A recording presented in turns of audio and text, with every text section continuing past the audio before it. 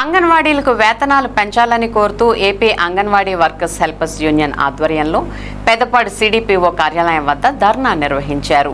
ఈ సందర్భంగా సిఐటియు జిల్లా ప్రధాన కార్యదర్శి డిఎన్విడి ప్రసాద్ మాట్లాడుతూ ఎన్నికల ముందు అంగన్వాడీల సమస్యలు పరిష్కరిస్తామని వాగ్దానం చేసిన చంద్రబాబు అధికారంలోకి వచ్చి 20 మాసాలు గడిచినా వాటి ఊసే ఎత్తడం లేదని ఆవేదన వ్యక్తం చేశారు. చాలీచాలని వేతనాలతో పనిచేస్తున్న అంగన్వాడీలకు సంక్షేమ పథకాలు అమలు చేయాలని డిమాండ్ చేశారు. చంద్రబాబు ప్రభుత్వం తక్షణమే అంగన్వాడీల సమస్యలను పరిష్కరించకపోతే పెద్ద ఎత్తున ఆందోళన చేస్తామని అన్నారు.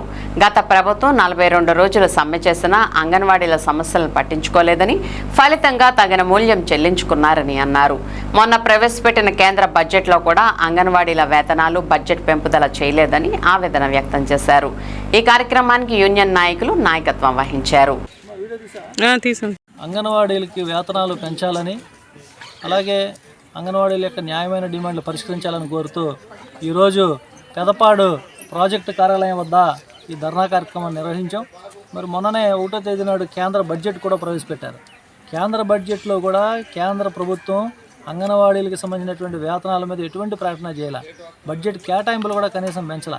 అంటే ఈ రోజున అత్యంత కీలకమైనటువంటి కోట్లాది మంది పిల్లలకి ఈ రోజున పౌష్టికాహారం కోసం ఉద్దేశించి ఏదైతే స్కీమ్ ఉన్నదో ఐసీడిఎస్ని నిర్వీర్యం చేసేటువంటి పనిని ఇవాళ ఈ ప్రభుత్వాలు చేస్తూ ఉన్నాయి.